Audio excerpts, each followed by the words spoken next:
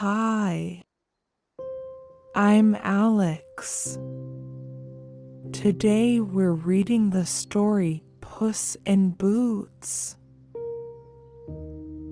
A miller had 3 sons, his mill, a donkey, and a tomcat. The sons had to grind.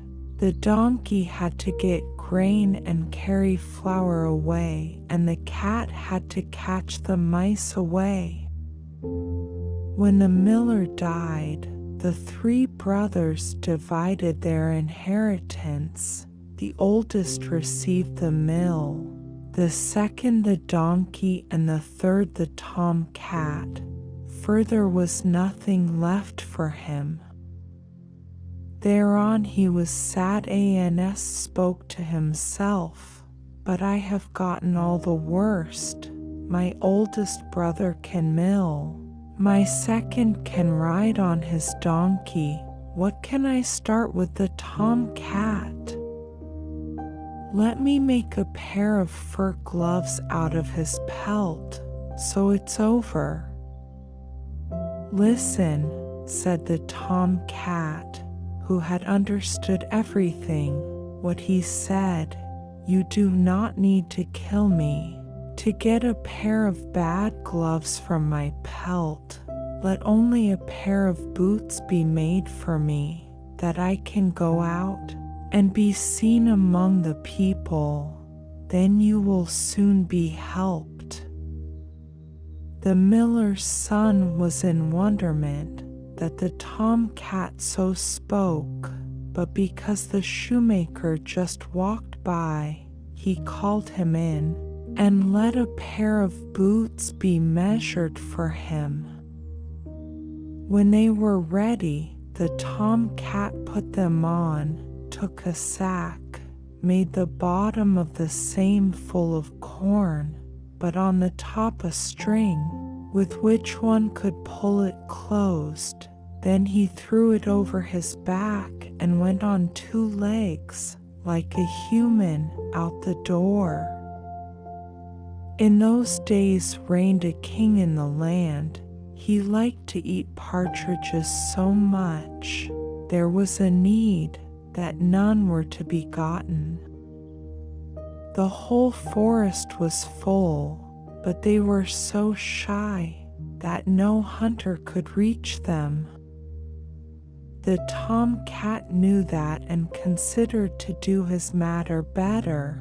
When he came into the forest, he made the sack open, spread the corn apart, but the cord he laid into the grass and led it behind a hedge.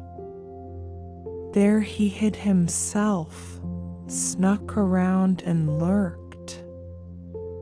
The partridges soon came running, and one after the other hopped into the sack.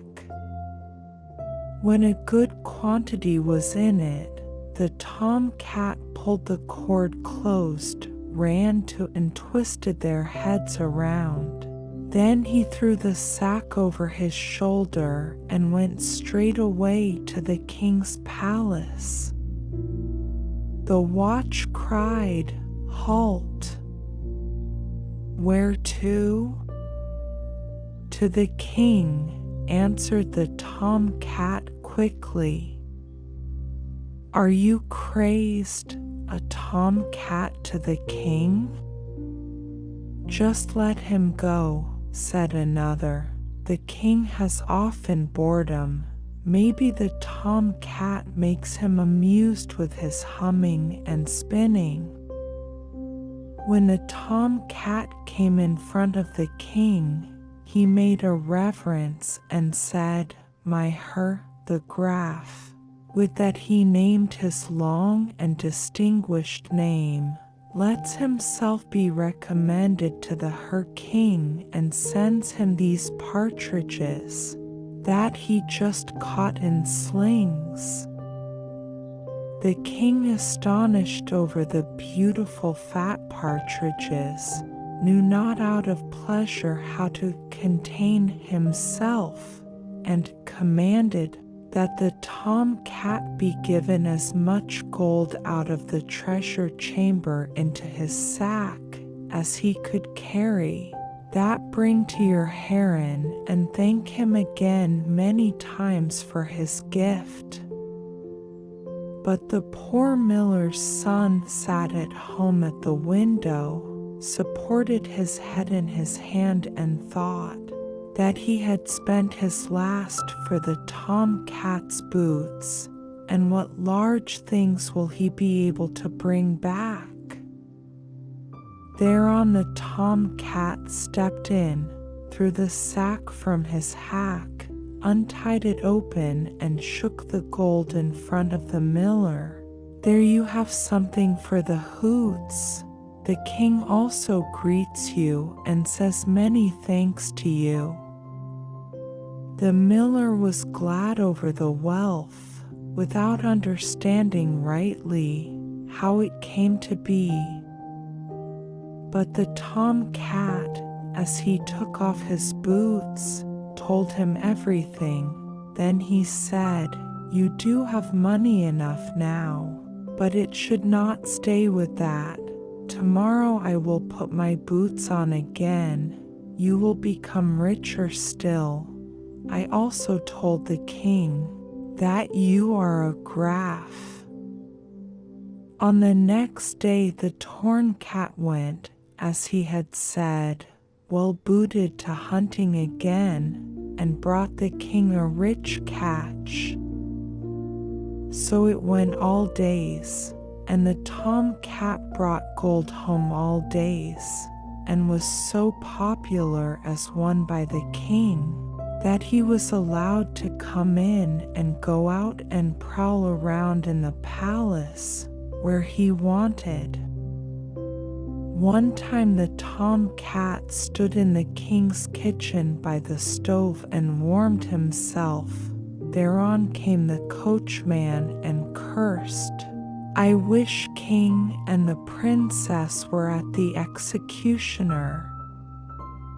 I wanted to go to Wirtschau's and drink once and play cards. There I should drive them spazieren at the lake."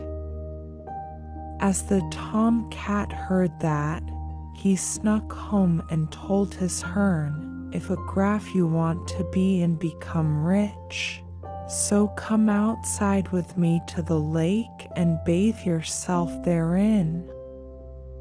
The miller did not know what he should say to that, but followed the tomcat, went with him, undressed Splinter naked, and sprang into the water. But the tomcat took his clothes, carried them away, and hid them. No sooner was he finished with that, thereon came the king driving by. The tomcat immediately began pathetically to lament, "All-merciful king, Mainher bathed himself here in the lake." Thereon a thief came and stole his clothes that lay on the shore. Now the hergraff is in the water and cannot come out, and if he stays in longer he will catch cold and die. When the king heard that, he called halt, and one of his people had to chase back and of the king's clothes bring hack. The hergraff put on the magnificent clothes, and because the king anyway for the partridges that he thought to have received from him held his worth, so he had to sit with them in the carriage. The princess was also not upset over it, because the graff was young and handsome, and she liked him quite well. But the tomcat went ahead and came to a large grass field where over 100 people were making hay. "Who does this grass field belong to, you people?" said the tomcat.